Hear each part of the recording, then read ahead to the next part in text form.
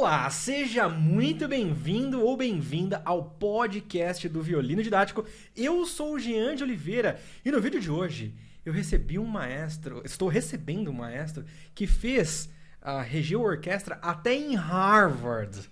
E é um dos maestros que prepara os maestros, inclusive, da congregação. Isso aí. Professor Rômulo Moreira, tudo bem com a vossa pessoa? Cara, prazer estar aqui. Inenarrável ter você aqui, cara.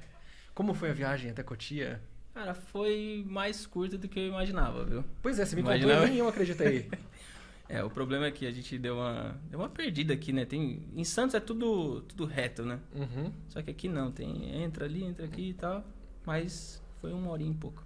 Cara, 1 hora de Santos até Cotia, isso pra mim é inacreditável. Talvez hoje tenha sido Provavelmente. um belo dia. Provavelmente pra foi gente um estar belo aqui. dia. Muito bem, pra quem não lhe conhece ainda, não teve esse prazer, quais hoje são as suas atividades musicais? Hoje eu me dedico basicamente à regência e dou aula de violino. Ok. Que tipo de regência? Então, tem uma vertente profissional, Uhum. né?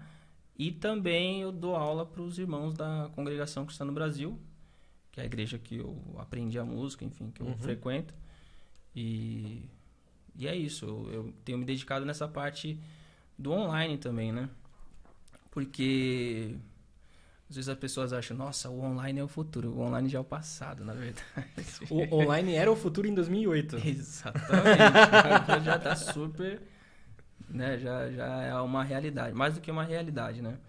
E através da internet eu consigo ajudar irmãos em todo o Brasil, tem até irmãos em outros países que fazem aula de regência. Curiosidade, eu lembro de te conhecer como violinista há muitos anos atrás. Te conhecer assim, é aquela coisa de música, né? Você sabe que existe uma pessoa que faz isso, que toca no seu caso, tocava em Santos, tocou em algumas orquestras aqui em São Paulo e tal. Como que nesse... E a conversa não é linear aqui, tá? Então a gente tá começando meio que do presente, vai pro passado. Como que surgiu a história da regência pra você? Eu nunca quis ser maestro. Eu acho que todo maestro aqui fala a mesma coisa. Sério? Poxa. Eu nunca desejei mesmo, de verdade. O que eu queria era ser um bom violinista. Eu estudava sempre pra mim, né? Pra eu ter uma boa carreira, pra eu tocar numa boa orquestra. E foi até numa época bem difícil na minha vida, que eu saí da experimental de repertório, saí da escola municipal, e eu não sabia meio que fazer da minha vida. E aí deu uma oportunidade lá em Santos para dar aula de violino. Daí eu comecei a fazer a minha classe e tudo mais. E quando eu me vi, eu já estava na frente do que hoje a gente tem a Camerata Jovem Santista. Mas antes disso você já dava aulas? De regência? De violino. Dava, mas assim, não era o foco principal. Mas como a gente sempre dá aula na igreja, assim, você foi uma aulinha, você aprendeu a segunda, na próxima aulinha você já tá lá ensinando. Mas como que chegou essa indicação para você dar aula em Santos? Meu amigo Leandro Pires, ele dava aula lá, e ia ter uma vaga. Na verdade, ele ia sair para dar aula no Guri. E ele falou, Romulo, você precisa dar aula. Ele me apresentou lá a chefia, eles gostaram. Na época eu tocava na Orquestra de Santos. Foi inclusive um ano que eu ganhei o concurso solista, então meu nome estava meio em alta lá na região. Aí, não, vamos dar oportunidade para você. Só que as aulas eram todas coletivas, né? E em Santos, antigamente, tinha o projeto Pão de Açúcar, que dava a iniciação, e a orquestra profissional. E aí no meio tem um vão, aí tem um vácuo, né? Tanto é que eu tive que vir para São Paulo para estudar, para me formar e tudo mais. E muitos amigos pararam de estudar na época porque não tiveram condições de viajar subir. para São Paulo. Exatamente. Enfim. E aí eu vi até uma oportunidade. Hoje, né? Hoje tem uma mente mais empreendedora. Tem uma oportunidade aqui. E aí eu falei para a direção, olha, precisa de ter aulas individuais, né? Em contrapartida, esses meninos vão fazer a camerata para dar uma contrapartida para a prefeitura, se apresentar e tudo mais. Aí na época eu lembro que houve algo meio assim, não dá, porque isso, porque aquilo. Eu falei, me dá um concerto. Aí a gente fez um concerto no aniversário da cidade. Quando acabou o concerto, bateram nas costas, falaram, era tudo isso que a gente queria aqui. Aí deu início à Camerata Jovem Santista. Então, essa camerata tem quanto tempo já? Foi em 2016, acho que a gente fez o primeiro concerto. 8 Bem anos. legal. Inclusive, Caramba. já teve entrevistado aqui. Quem? O Vini, né? Ah, o Vini Mendes. O Vini, eu tenho uma teoria. O Vini, ele tá se tornando... Onipresente. Exatamente. O Vini... A gente tem uma piada aqui quando fala do Vini, né? O Vini, pô! Porque todo mundo... Todo mundo conhece ele. Sim. Se você acha que não conhece, você conhece, porque se você foi assistir concerto e tava lá. Você conhece o Vini.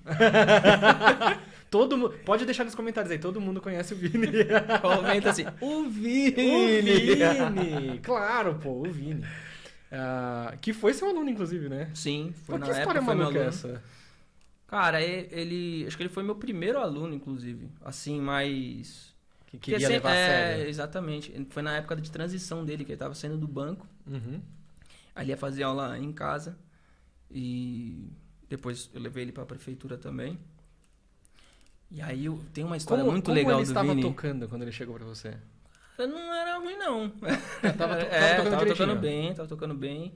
E ele foi sempre muito esforçado, assim, tinha uma visão do que ele queria mesmo, né? Tem uma história muito legal. Primeira aula que eu chego, eu falo pro Vini. Vini, é o seguinte, próxima aula, você me traga o método Wolfert inteiro. Só que era pra ele imprimir o método e trazer. Aí ele chega na segunda aula. Então, Vinícius, trouxe o método? Trouxe, professor. Estudou a lição número 1? Estudei o método inteiro. Eu falei, não, calma aí. Método inteiro? Jamais. Aí passou a primeira. Passou a segunda, ele passou o método inteiro, cara. Em uma semana. Em uma aula, ele estudou... em uma semana, ele estudou o método Wolfert inteiro. Cara, se é um storytelling, ele pode fazer milhões com esse storytelling. Opus 40? Não lembro. É o número do 1 a 30, né? Tá. O método Wolfert. Ok. Foi assustador. E aí, isso você motivava... já sentiu, pô, esse moleque, esse cara é diferenciado. Tanto é que o primeiro que eu lutei, assim, pra tocar na Orquestra de Santos, pra fazer um cachê ou outro, era o Vini. O Vini foi o cara que começou a despontar e nisso veio outros, né? Uhum. Porque vai surgindo a referência, né? A pessoa, putz... Nossa, ele foi o professor do Vini, vou fazer ela com ele também, porque quem sabe eu consigo. Ou ver o Vini tocando, eu quero tocar também. Aí já passou muita gente pela Camerata, gente boa mesmo. Muitos alunos que deram frutos, assim. Ficaram Que muito legal. bem. E hoje a Camerata é o seu foco principal? Cara, hoje... O meu foco principal mesmo hoje, onde eu tô colocando energia, é na questão da internet. Uhum. Por um lado mais empreendedor, porque através da internet eu consegui fazer essas viagens também que eu fiz nos últimos essas anos. viagens todas. Eu comentei aqui de Harvard. O que você foi fazer em Harvard? Eu fui fazer um curso de regência na Universidade de Garton. Uhum. E é isso aí. A Universidade de Garton, o que é exatamente? É uma escola, Uhum. né? E no período de verão lá, eles têm vários cursos, né? E minha professora promove um curso de regência lá. Minha professora foi 20 anos, uns 20 e poucos anos professora da Royal Academy. Uhum. Em Londres. Em Londres. Estudou com o George Hurst, que foi, tipo assim... Que hoje a gente tem da Elisa Fukuda no violino. Uhum. O George Hurst foi na Inglaterra. Vários grandes maestros passaram pela mão dele, né? E é isso. Eu tenho feito aula com ela desde o começo do ano. Ela é brasileira? Não. Eu imaginei. Como você ficou sabendo da existência dela? Muito louco isso. Porque, assim, eu tenho meio que uma inquietação, né? Uhum. Eu lembro que eu fiz o curso de Gramado no começo do ano. E quando eu voltei... O curso de Gramado é um festival Gramado in Concert, Perdão, exato. Que acontece geralmente por volta de fevereiro aqui no Brasil, Gramado, no Rio Grande do Sul, onde se reúnem professores do Brasil inteiro, do mundo inteiro, para fazer oficinas para, geralmente, estudantes avançados de instrumento, de regência, etc. E aí eu fiz, na época eu fazia aula frequente com o Cláudio Cruz. Fiz o festival e quando eu já voltei, cara, qual que é o próximo festival que eu vou fazer? E tem um site lá na internet que você busca e dá cursos no mundo inteiro. Musical Chairs. Exactly. Musical Chairs. Musical Chairs. Dá a primeira dica de hoje. Não só de primeiro festival. bônus. Isso aqui, concurso, tem gente que literalmente cobra pra falar desses sites. Sério? Claro. A Musical Chairs tem vagas de universidade, tanto de cursos de festival quanto de cursos de 1 ou 2 anos. Mas tem vagas de trabalho também. De trabalho, de concurso. Então, vai lá no Musical Chairs que é vida. Uhum. E aí, eu zapeando lá, achei esse curso da Garton. Aí eu fui ver Denise Ren. Denise Ren teve aula com Colin Matters. Colin Matters eu fiz aula em 2022 na Alemanha. Que é um cara que eu paguei um pau assim enorme. Eu falei, mano, eu quero reger desse jeito. Desse jeito aqui. É essa escola que eu quero aprender. Uhum. Os caras fazem uma magia lá, né? Com a batuta aqui que... que conecta, cara. É impressionante. O pessoal acha que não precisa estudar técnica de registro. Precisa? Né? Que é tudo... Então.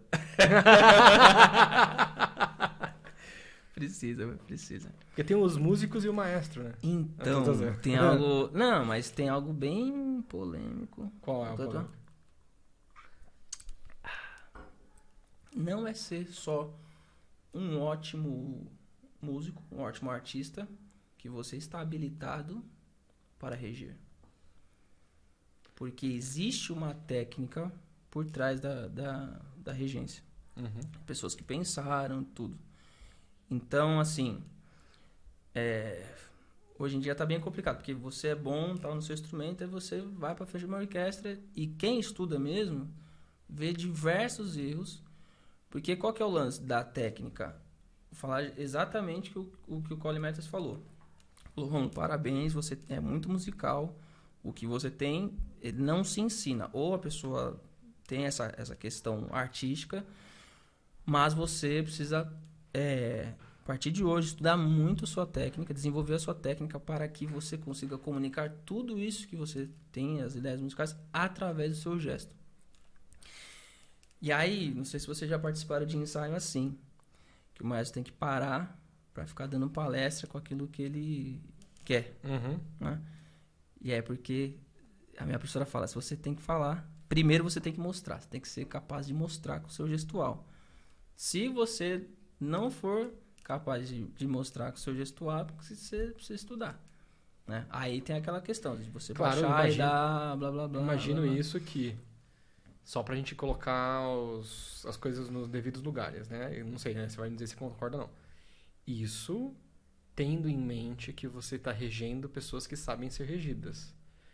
Porque se é uma orquestra jovem, por exemplo, que ainda não entende... Não tá, você não, sabe, não consegue nem bater o olho direito no maestro de tão fixo que tá na partitura? Tem que ter o mínimo de preparação, né? Pra pessoa entender os gestos. Inclusive tem um pessoalzinho aqui da Camerata Jovem Santista que tá assistindo esse podcast aqui, que aí se o músico não chega preparado, não tem como mais trabalhar, ué. Vocês não estão tocando nem as notas de vocês, então vamos parar, vamos fazer o trabalho do dever de casa, né? Mas a ideia da regência é essa, cara. Você, com o seu gesto, ser tão óbvio que a orquestra precisa entender o seu gestual.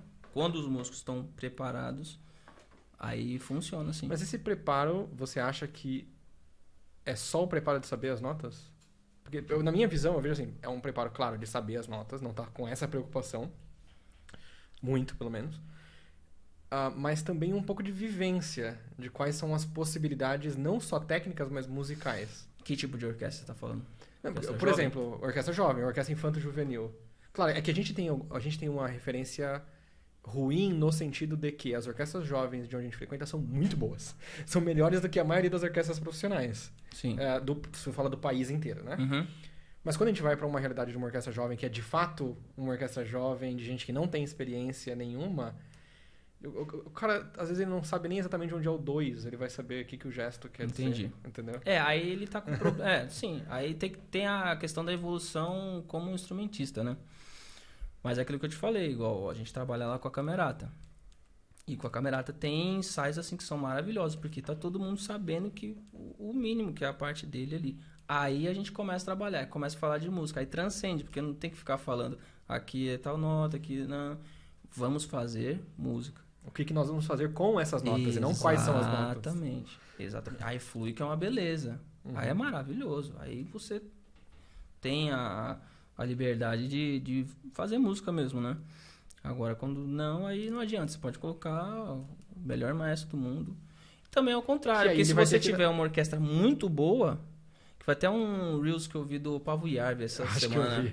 Sensacional. Ela falou pro menino lá, dá só a entrada pra eles aqui. Ele fez a respiração e a orquestra começou a tocar lindamente. Ela falou, também, eles não precisam de você pra marcar tempo. Você tem que mostrar outras coisas. Exatamente, é isso. Maravilhoso. E você... Então surgiu a necessidade de você reger por conta do grupo que você estava dirigindo, certo? Sim. E você começou a gostar instantaneamente? Não. Não, só regia, aí que tá. Sem a mínima noção de técnica nem nada. E aí eu ficava muito bravo, porque vocês não tocam, você tá ruim as coisas. Só que o problema era eu não sabia reger, mano. Eu vejo os vídeos eu regiando antigamente, dá vergonha, assim, dá muita vergonha mesmo. Como você regia, que era algo de não saber? Tipo, aqui, cotovelo aqui, né, e sem muita expressividade, e mexendo muito o corpo, fazendo umas coisas, uns gestos que só confundem, né? Que é a questão de quem é músico e quer reger. Porque a gente é expressivo, você toca violino aqui e tal, mas na regência, pelo menos a escola que eu sigo hoje, estudando um pouco mais, né? Tem alguns gestos que você tem que dar uma segurada, entendeu? Tipo, mais centralizado, mostrar mais... Hoje, por exemplo, a técnica que eu estudo de regência é basicamente 80% a mão direita e uns 20% de mão esquerda. A mão esquerda ela serve para dar um suporte naquilo que a mão direita está falando. Tanto é que ela é conhecida como the singing stick, que é a batuta que sincroniza. Canta. Singing, ok. Singing, que é a batuta que canta. Então, não serve só para... E aí, quando você faz muita coisa com a mão esquerda, causa um ruído, porque ela está sempre falando alguma coisa. Está sempre ou regendo paralelo, ou fazendo alguma coisa. Então, você mostra mais aqui com a mão direita e a mão esquerda vai dando suporte. E quando você precisa, de fato, dar alguma entrada ou mostrar alguma coisa com a mão esquerda, a comunicação é efetiva. Porque é a mesma coisa eu estar andando na rua assim, ó. Sempre assim, ó. E aí, quando você quer realmente dar tchau, ninguém entende. Ninguém vai olhar, porque o cara tá dando tchau sempre, né? E é o que a gente vê. Mas sempre fazendo gestos muito... Você quer um pianíssimo e a pessoa tá regendo... Não, é piano, é piano. Cara, você não tá pedindo um piano com a sua mão. Mas que interessante. E assim, tem pessoas provavelmente que estão assistindo. Eu vou te pedir pra você chegar um pouquinho mais pra cá. Aí. Claro. Tem pessoas provavelmente que estão assistindo, que tá iniciando no violino, tá aprendendo violino sozinho, tá aprendendo violino online em algum lugar, que talvez não saiba o que exatamente o maestro tá fazendo lá na frente. Tipo, como que os músicos sabem o que ele tá falando? Eu acho que a primeira função é reforçar o que tá na partitura. Tá, mas tipo, então aqui é dó, aqui é ré... Não, digo de dinâmica, né? Okay. As coisas de expressão, articulação, é um reforço, né? E tem coisas que a gente coloca uma pitadinha da nossa expertise ali. E o que é dinâmica exatamente? Dinâmica? É que eu tenho que fazer esse papel aqui para o pessoal entender. Dinâmica... Pensa no o rádio da sua casa aí, tá? Tem o volume. Então você aumenta, tá muito forte. E aí você diminui, tá bem baixinho. Então, basicamente, a gente vai mostrando ou relembrando para o músico aquilo que o compositor escreveu, né? E é até algo que eu foco bastante para os irmãos da congregação, porque geralmente como o nosso inário não tem dinâmica, ou não tem, quer dizer, tem o inário do maestro, né? Que é o meu inário, com dinâmicas e que é expressividade. O mesmo inário no sentido das músicas e dos arranjos, só que tem só as não marcações. Tem a letra. Só que tem as marcações de dinâmica. Tem as marcações, porque eu fiz um estudo de cada hino e coloquei lá a minha sugestão, né? Não é um fim, mas é um começo, é um meio para os alunos abrirem a mente para isso. Então tem orquestra que só toca forte e tem orquestra que só toca forte. E aí a gente apresenta a dinâmica, porque aí... E se não for forte o suficiente, você... Pode ser oitava, rachado. Aí você... Se não oitava, não tá bom, você oitava. Oitava. Exato. E aí você pede... Deixa pra lá, que eu não vou fazer só um sinal aqui. O que significa isso? Na gíria, CCB, isso aqui é pros baixos, né? Porque a gente já tá no Inário 5, né? E o Inário 4, ele tinha arranjos que eram bem marciais. Acho que no começo da orquestra, na congregação, era bem mais banda do que orquestra. Tinha poucas cordas, né? Então tinha aquela coisa da banda, de, por exemplo, o baixo fazendo marcação. Exatamente. E aí, a congregação é algo muito interessante, porque tem uma cultura própria musical da congregação, tem até as tocatas, né? Terminologias próprias, exatamente. Palavras próprias. O meu bom dia mesmo do Instagram, eu coloco lá um pavão bonito. Como posso definir tocata pra você? É assim, tem um acordeão fazendo tipo um ritminho de forró. Aí tem um clarinete fazendo um improviso em cima do que tá escrito ali no inário. E uma tuba fazendo uma marcação, é tipo isso. É bem interessante. Mas, pra mim, eu achava que tocata era qualquer reunião de músicos para tocar hino. Também. Aí tem a tocata dentro da tocata.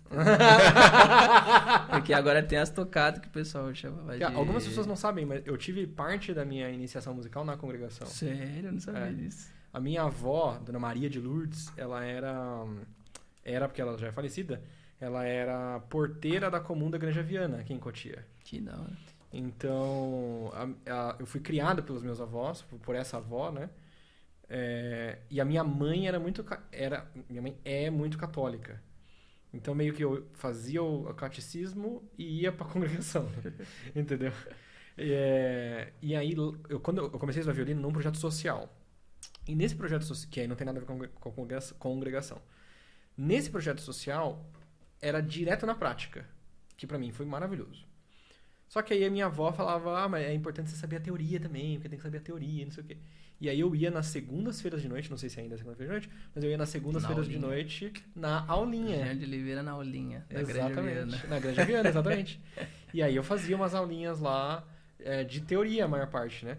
Porque de violino eu já era bastante mais avançado do que a maioria das pessoas, mas eu não sabia ler ainda. Você fez o Bona? Fiz o Bona inteiro. Eita, glória, hein? Em 3 semanas. Esse descobrimos aqui o motivo do sucesso.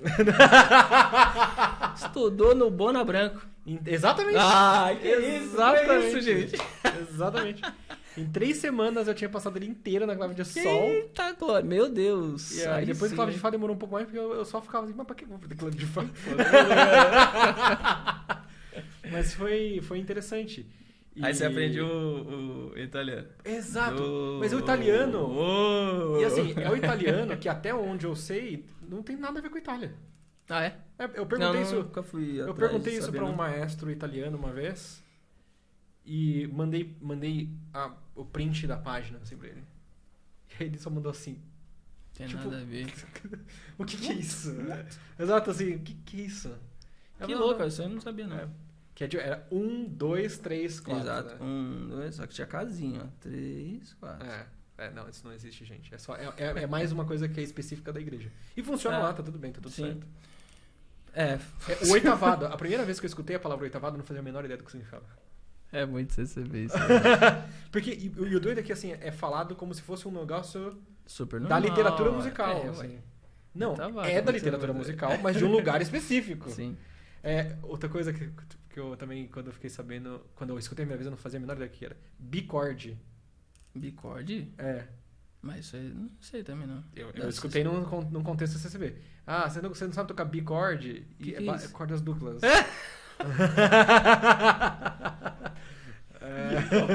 Bicorde. Assim, cara, nunca vi isso. São jeitos diferentes de chamar a mesma coisa. Sim, Mas eu acho curioso quanto tem muitas... Das que eu lembrei agora são essas. Mas tem muito de vocabulário próprio, sim. Né?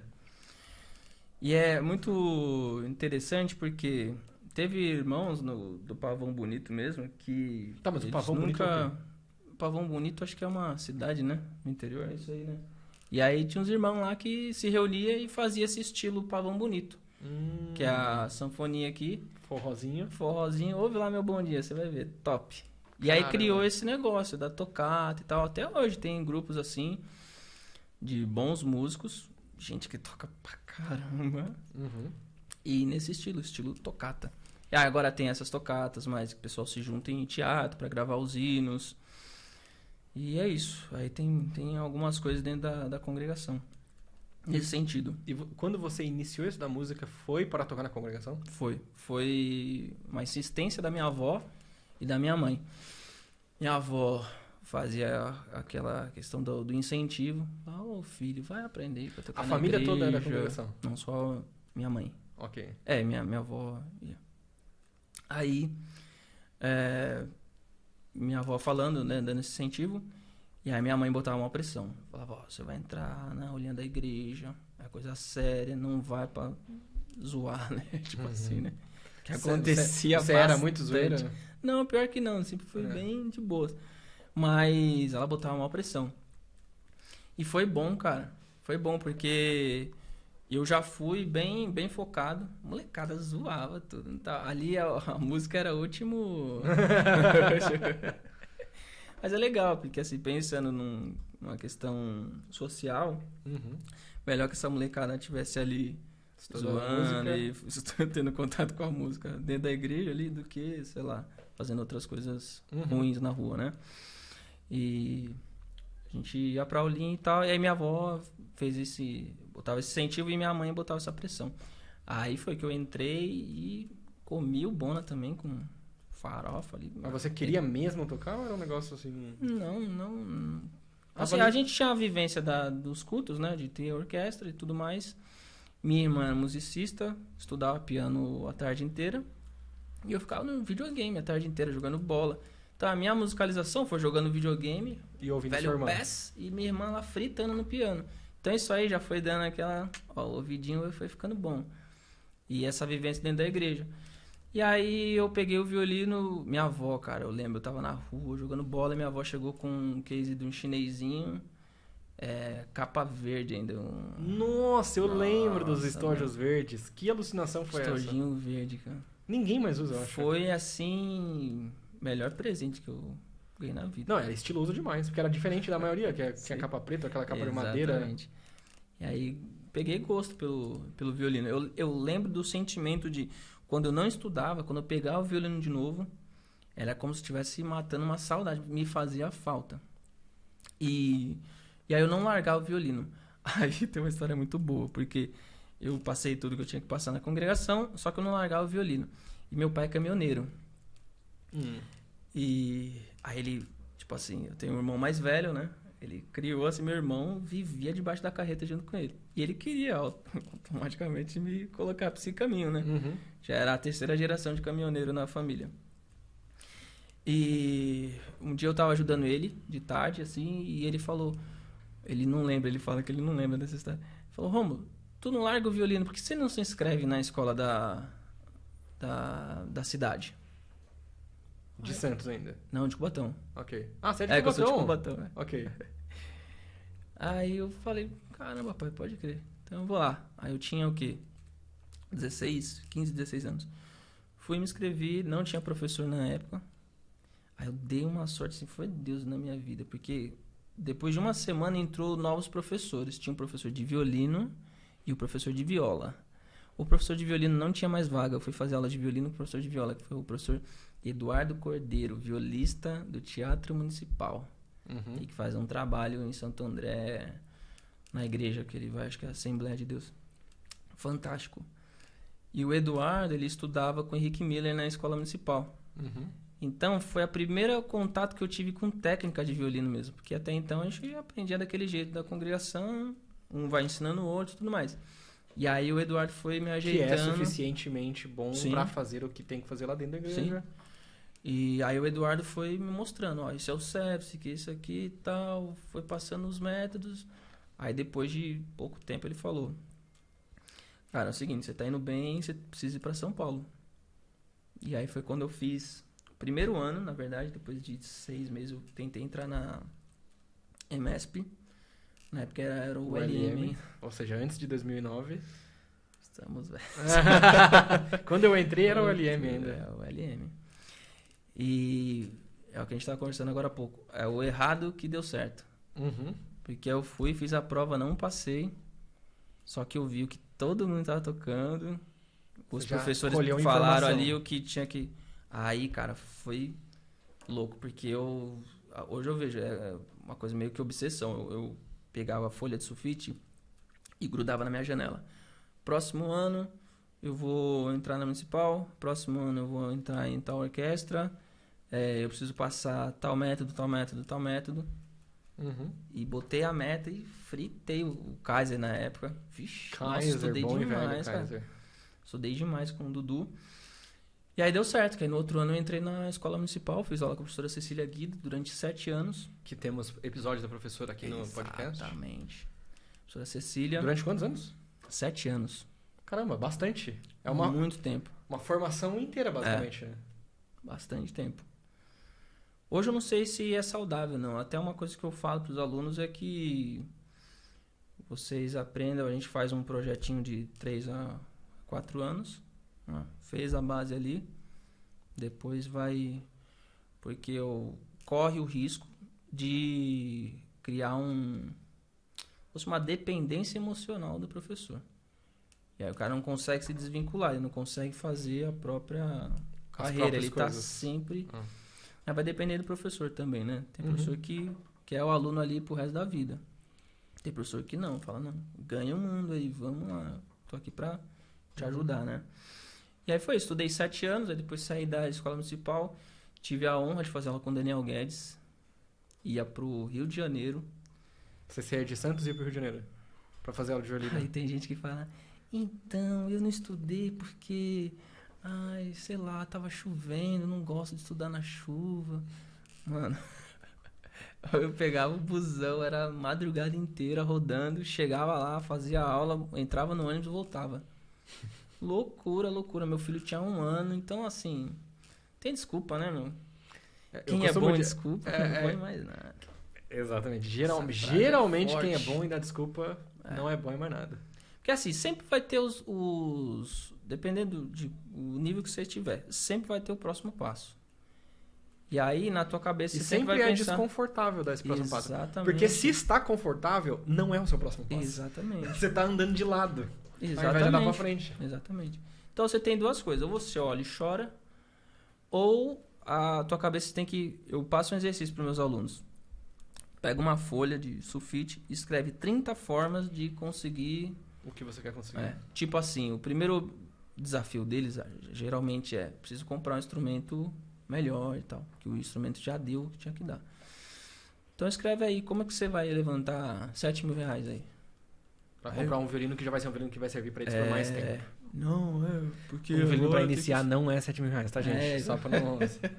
eu tenho, exatamente. Vou acabar com a minha vida. Tem violinos razoavelmente decentes por 600, 700 reais. Então, aí, esse é um dos primeiros desafios. Fala, não, põe aí, pô. Põe aí 30 formas. Aí, a primeira vai ser difícil. A segunda, um pouco, mas depois você treina a sua mente... Pra enxergar a oportunidade. Eu posso falar uma, por exemplo, pra ir pra Inglaterra agora foi meio barra. Aí, eu não teria, né, a condição ali pra ir na hora, mas aí eu pensei, o que eu posso fazer? Falei, então eu vou fazer o seguinte, eu tenho um curso chamado Maestria, eu vou gravar um curso, então essa viagem não é um gasto, essa viagem é um investimento. Primeiro pro meu branding, a pessoa vai olhar, cara, o Rômulo tava lá na Inglaterra, pô, maestro internacional, não sei o quê.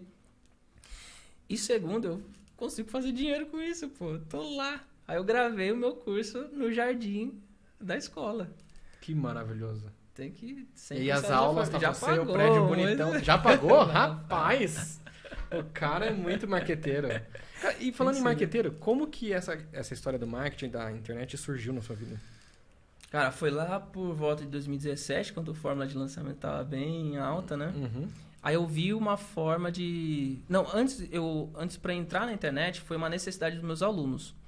Porque eu dava aula no Banda Escola Cubatão, e aí eu via a molecada com celular 24 horas. Na época era só YouTube e tal, talvez tinha o Orkut. E eu tentando ensiná-los e nada. Aí eu pensei, eu tenho que parar de brigar com isso. Eu tenho que ir pra internet. Estar onde eles estão. E aí na moda era ser youtuber. Aí eu falei, molecada, eu vou abrir um canal no YouTube e vou botar as lições lá. Caramba, meu professor é youtuber. Meu Deus, meu professor é youtuber. Aí eu comecei a gravar as lições. Tem um fato muito interessante. Isso que ano?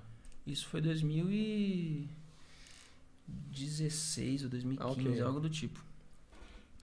E tem uma história muito legal de uma aluna que ela tinha uma certa dificuldade. Os alunos, por exemplo, no final do semestre, estavam todos na 9 do Suzuki 1. E ela tinha parado na 3 e na 4. Ou acho que era na 3, era uma coisa assim. E aí eu tinha gravado todas as aulas ali pra eles. Quando a gente volta das férias, eu comecei a reunir os alunos. Você estudou e tal. Cheguei pra essa menina, você estudou? Estudei, professor. Inclusive minha mãe guardou o violino, porque teve uma hora que ela não aguentava mais que eu estudava violino. Eu falei, nossa, mas poxa, então tá. E você parou na 4, né? Eu parei na 4, mas eu estudei até a 14, se eu não me engano. Até a 14? Então, poxa, mas você parou na 4, tem certeza? Vamos com calma. E aí a menina começou a tocar. E ela assistiu às aulas, veio...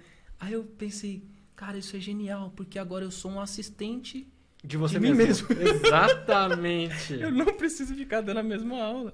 O pessoal vai lá, assiste trocentas vezes, quantas vezes ela vai precisar. E você vai refinando as suas próprias Exatamente. instruções. Chega na aula, eu só ajusto aqui, porque já tá... E a menina foi tocou o método inteiro. Em umas férias que ela pegou pra estudar de verdade. Que maravilhoso. Muito legal, né? Aí daí isso já é essa questão, pô, internet. Ah, ok. Porque imagino que isso até então, ou seja, você não estava fazendo necessariamente pensando em ganhar dinheiro, né? Para ajudar os alunos que você já tinha.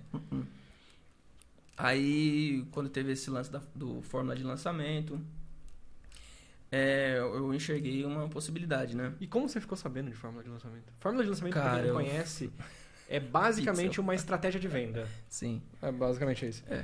É uma estratégia Pixel, de venda que ela é baseada em você entregar um conteúdo de alto valor gratuitamente durante um período de tempo curto, normalmente 3 aulas, 4 aulas, algumas pessoas fazem. E você ensina de verdade nessas 3, 4 aulas. Essa é a ideia principal. Essa é a ideia. É porque tem gente que faz lançamento e entrega nada. Aulas de 2 horas e entrega nada. A ideia é você entregar um conteúdo de alto valor em uma semana e oferecer a possibilidade de um próximo passo durante um curto período de tempo. E essa a principal estratégia de venda aqui no Brasil, eu acho que de praticamente todos os produtos de educação online. E aí foi nessa época, eu acho que o Pixel capturou, porque eu tava vendo na época, acho que de desenvolvimento pessoal. O Pixel te tudo capturou, mais. o que significa isso? Então, o Pixel, deixa eu tentar explicar. O legal é que esse aqui vai ser um papo pra... Claro, tem gente que é curiosa e quer saber dos bastidores, mas para os músicos que não fazem... Porque esse é um podcast de música. Tem músicos ouvindo que não faz a menor ideia do que a gente tá falando. Caramba. Porque é de tão mundo à parte... Tá na bolha mesmo, isso hein? Exatamente. Saiam da bolha, gente. Venha pro digital. Que é outra que bolha também. Pois é. Só que é uma bolha. Porque uma bolha melhor, hein? A bolha digital é assim, a pessoa descobre... o Érico, por exemplo... Fala, lançamento já tá saturado. Cara, sai na Sé agora. E fala, lançamento tá saturado. A pessoa vai ficar assim... Lançamento o quê? Jogar o quê? Vou jogar o quê? Do que você tá falando? Pois é. Então, eu tava pesquisando... O Pixel, eu vou dar basicamente assim... Ensinei, porque... O Pixel é uma inteligência que as redes sociais têm. Que quando você, por exemplo, vê um vídeo meu no Instagram, o vídeo do Violino Didático no Instagram ou no YouTube... Aí o Jean começa a aparecer na sua geladeira. E aí, de repente, você não consegue mais parar de ver coisas do Violino Didático. Exatamente. Por quê? Ou quando pesquisa violino, né? Porque tem isso também. Mas aí é a inteligência da própria plataforma, não é o Pixel. Porque tem que cair no seu Pixel, exatamente. Porque assim, basicamente, o que acontece? Se você viu um vídeo meu até aqui, por exemplo, você já tá, sei lá, uns 30 minutos vendo isso daqui. Já era, filhão. Já era. Muito provavelmente eu entendo. Pô, se essa pessoa viu 30 minutos de um conteúdo meu, ela gosta desse assunto. Se eu tiver alguma coisa pra vender, ou não necessariamente vender, mas pra te convidar sobre esse mesmo assunto, eu vou fazer anúncio para pessoas que já interagiram comigo nas redes sociais. Isso. E tem como você também falar, olha, esse aqui é a característica das pessoas que estão assistindo meu conteúdo. Ache mais dessas pessoas na internet. Exatamente. E aí você faz o tráfego pago que vai virar um podcast de marketing para músicos, Mas pra mim não tem problema. É muito bom. E aí você caiu no pixel de alguém, ficou sabendo? Foi, aí já era. Aí você vicia, né? Porque tem as estratégias aí, cara. O Instagram vira só isso. Um vídeo atrás do outro, você fica viciado no negócio. E foi. Só que, então, na época eu dava aula de violino, pensando hoje em negócio, não era você ficou sabendo disso, desculpa te interromper, você ficou sabendo disso provavelmente muito primeiro do que eu. Será? Eu acho que sim. Porque quando que você entrou no... Eu lembro de... Eu caí no seu funil de e-mail por algum motivo. Sério? Você tava... Não sei o que você estava oferecendo. Não sei se era um lançamento, alguma coisa assim. Mas aí eu me cadastrei na sua newsletter, alguma coisa assim. E aí eu recebi os e-mails. E eu ficava assim... Cara, esse cara escreve muito bem, velho. Fez a história da copy, né? Exato. Pô, o cara escreve muito bem. Eu nem sabia o que era copy, o que era... Meu Deus, eu tinha oportunidade. Eu nem sabia nada. Eu não sabia nada de lançamento, eu não sabia nada de copy, eu não sabia nada de tráfego, eu não sabia nada de nada. Eu era um cara que gravava vídeo de violino pra internet. Caramba. E aí eu tô vendo os e-mails mó bem escritos, assim. E aí eu lembro... Quando eu comecei a fazer os primeiros lançamentos, eu lembro de te ligar. Não sei se te ligar. Foi, a gente trocou ideia pelo WhatsApp mesmo. E... Falando desse lance da copy e tudo mais, Exato. Eu não lembro. Acho que foi na época até de uma eleição que eu falei que eu ia escrever uma copy. Pode ser. Eu realmente, olhando os e-mails, é bem aquela pegada empíricos. Na época eu lia muito e-mail da empíricos. Aí dava um Ctrl-C, Ctrl-V, trocava pra coisas relacionadas a violino. Era inspiração. Era inspiração. Usava de template, gente. Mas, enfim, eu lembro de ficar muito impressionado. E aí, na época... Está aqui, eu vou deixar registrado agora. Não, mas não tem problema. Na época, eu ofereci, 10% do faturamento do violino didático. Então, isso eu não lembro.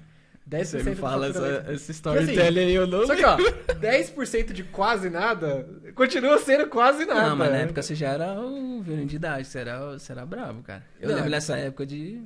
já tava começando a ter alguma atração, assim. Você não era ninguém, não, hein? E aí, assim, você escreve as copies, 10% do que vender. Eu não lembro dos 10%, mas eu lembro dessa história da copy mesmo. Só que era uma época que eu não tinha, posso dizer, essa visão do digital. O que é copy? A gente tá falando copy, né? Copy é um texto persuasivo para você... Não posso dizer isso. É basicamente a ideia, pra mim, da copy, você pode dizer o que você acha? A ideia de um texto com técnicas de copy, etc., é você mostrar que algo que a pessoa já quer, por que ela precisa disso agora. Basicamente é isso. Ou até, às vezes, o que a pessoa não quer, ou que ela não sabe que precisa, né? Exatamente. Ela precisa, mas não sabe que precisa. Exatamente. Aí você coloca os dedos nas feridas certas ali, os pontos certos, e com o jogo das palavras você consegue... Facilita que ela tome uma decisão em volta daquilo que ela... Isso pode ser usado tanto que ela pro gostaria. mal e... Exatamente. A gente aqui tem gente da equipe, por exemplo, que fala que a gente deveria ser mais agressivo. Sério? Agressivo no sentido de escrever coisas assim... Pra... Colocar o dedo na ferida das pessoas. Realmente deixar a pessoa na bad, assim, falar, caraca, mano... Só que a gente eu não partilho muito dessa. Porque a gente tem muitos alunos que jogam pra gente, por exemplo, entram no nosso programa depois de seguir a gente por 3, 4 anos. Isso é tipo um ladeirinha. Um light copy. Light copy, exatamente. Um light copy. Tipo, na hora que a pessoa... light copy. Light copy é, eu não vou fazer muito esforço pra te convencer de nada. Na hora que você quiser, tá aí. Ou eu vou começar de boa, porque se você já começa... o pessoal vai pegando meio que as manhas, assim, né? Falar, isso aqui, pô, o cara vai me vender e tal. Mas aí tem um jeito mais suaves de você... Eu prefiro que você, na hora que você estiver preparado, você entre. Claro que vão ter períodos que a gente dá uma empurrada maior, mas na maior parte do tempo a gente é mais levinha. Sim. A gente tá aí, basicamente, aparecendo pra você todo dia. Exatamente. E isso é uma das formas sinistras, né? Que é o remarketing, né? Exatamente. Remarketing é vida também. Remarketing é você aparecer novamente pra pessoas que já te conhecem. Muito bom, muito bom. Que já te conhecem não, né? Que já viram algum conteúdo seu. Sim. A probabilidade de entrar no funil é bem mais... Funil, o que é funil? Cara, eu tenho que vir. Cara, mano. É que a gente fala do negócio como se fosse. Tipo, super normal, né? O que é funil? Pô, funil, mano. Quando a gente fala de funil de vendas, o topo do funil são pessoas que... Você que caiu aqui hoje, você não sabia que eu existia, e por algum acaso você tá vendo esse podcast, você sabe por que você tá vendo esse podcast até aqui.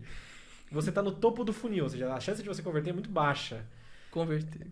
O que é converter? É você se tornar um aluno. É você se tornar um aluno, por exemplo, né? A chance é muito baixa. Para aumentar essa chance, uma vez que você viu esse conteúdo, poderia, talvez faça, anuncie um outro conteúdo um pouco mais denso. Sobre o que você viu anteriormente. Aí você vai falar, caramba, eu acho que eu vi o vídeo dele. Gostei. Nossa, e agora ele tá me ensinando um negócio muito legal. Aí chega a hora do pedido de casamento. E aí você pode ver depois disso... Isso, claro que esse processo pode durar meses, pode durar anos, pode durar bastante tempo. Pode depois aparecer um convite para você participar de um curso gratuito. Exatamente. E aí você vai aprender um montão desse curso gratuito. Meu amigo. E as chances é que se você aprender um montão desse curso gratuito, talvez você vai entrar no nosso programa principal. É basicamente isso. E a maioria não entra, e tá tudo bem. Tá tudo bem. E sai aprendendo. A maioria não entra, claro. Mas imagina, 1000 pessoas entram. Não é 900 funil que sim, né? É um funil. Entra muita gente, sai pouca gente. Exatamente. É que muita gente também entra, só que não consome o conteúdo, né? Mas a gente tem... Eu acho que talvez... De música, com certeza, talvez seja uma das maiores taxas de engajamento em eventos de lançamento. Sério? Por exemplo, se a gente capta... Se 5.000 pessoas, exemplo, se cadastram para ver o nosso lançamento, para ver o nosso curso gratuito, se você vai chegar lá depois dos 7 dias, a primeira aula tem mais de 5.000 visualizações. Claro, porque fica no YouTube também, então tem outras pessoas que acabam vendo. Sim. Mas... E a última aula talvez chega... Porque tem aquela meta dos 30% ao vivo, né? Exatamente. É isso, né? Dá a gente mais que 30%. Ao vivo dá... Não, ao vivo não dá 30%. Ao vivo, a gente já fez uma live de violino histórica com 1.400 pessoas assistindo ao vivo. Brabo demais, brabíssimo. No YouTube ou no YouTube? No YouTube. 1.400 pessoas assistindo ao vivo. Foi assim... Eu lembro quando a gente bateu esse número, a gente falou assim, velho, não tô acreditando. Eu dando aula ao vivo e olhando assim, falando, eu não acredito. Printa aí. Eu falo, printa aí, gente. Vamos bater pessoas. 30. Até onde eu sei, o maior lançamento relacionado à música clássica que eu tenho conhecimento. E temos prints para provar. Sim. Não, você é brabo, cara. Você foi o primeiro a usar de lançamento? Eu acho que não. Se posicionar no digital. Na época não era muito comum. Não, tinha gente antes. Tinha um cara que eu assistia de vez em quando nos vídeos dele que chama Francis David, que já estava bem antes do que o violino didático. Mas ele fazia todo o lance do Forma? Não, nem eu fazia. Não, mas digo quando você começou com Forma. Porque aí o negócio começou a girar. Não, eu acho na época do digital. Eu acho que tinha uma pessoa da qual eu não vou citar o nome. Mas é aquela pessoa que fala pra furar o violino do lado. Tudo bem, eu imaginei essa sabe? Pessoa, assim. Ela já fazia lançamento? Eu achei que ela veio depois de você. Não, eu acho que ela já fazia. Essa pessoa, a pessoa. Uau. É uma pessoa que fala pra furar o violino do lado, que vibrato não é pra música clássica, então. Entre outras. Não sei. De você prender um elástico atrás da cadeira pra aprender a puxar o ar. Sério? Caramba, mano. Técnicas mirabolantes. Tem técnicas mirabolantes. O que você viveu na época, eu tô vivendo meio agora com a regência. Porque basicamente só tem 2 players, assim, maiores no digital. Mas pegou um marzão azul, brabo, né? Mas são pessoas que estão falando coisas legais ou muitas besteiras Tem um também? que é muita besteira, assim. E tem um que sabe... Cara, é meu storytelling, minha copy perfeita. Porque não é só você colocar... A minha copy é essa. Não é só você colocar um terninho, falar o crentez, e você dar uma aula de regência, mas você tem que saber onde regeu, com quem estudou. Porque senão não faz sentido, cara. Imagina. Aqui ensina uns negócios totalmente mirabolantes. Tipo o quê? Exemplos hipotéticos. Tipo, eu vou falar um negócio que eu vi. Eu nem sei exatamente quem é a pessoa. Se eu ver de novo, eu provavelmente não vou saber que foi essa pessoa, a não ser que eu veja de novo falando a mesma coisa. Que é um negócio que eu tava brincando com você aqui mais cedo. Do quê? Eu vi alguém falando assim, não, porque você sabe que a batuta... Sério? Eu literalmente vi isso. Não acredito. Um cara falando assim, não, porque tem a batuta. Que ela precisa ter o equilíbrio perfeito. Ela precisa ser feita não sei o quê, e é não sei onde. Aí eu olhando assim... Cara, nossa, baseado em voices in my head, né? Assim, não tem fundamento nenhum. De Harvard diz que... E eu assim... porque tem o comprimento ideal e não sei o quê. Gente, isso aqui, sabe? Vou falar um negócio pra vocês. Dá até pra registrar isso aí. Muitos mais pra registrar. Vou falar um negócio pra vocês aí, ó. Presta atenção. Sabe o que é isso aqui? Isso aqui é literalmente resto de vara de pescar. Você sabia disso? Tá de muitas marcas. Não essa especificamente. Não essa especificamente. Mas tem batutas que a galera tá comprando. Vamos fazer um corte, como assim, cara? Como... Vou embora agora. Não. Eu tô falando sério. Porque eu sei exatamente a marca. Eu te falo depois. E não tem nada de errado, na verdade. Mas tem uma marca brasileira que literalmente isso aqui é um pedaço descartado de vara de pescar. Que doideira. É inclusive o mesmo material. É inclusive o mesmo material. Que foi um cara que... Não, eu não acho que esse cara tá errado. Eu acho que esse cara é maravilhoso.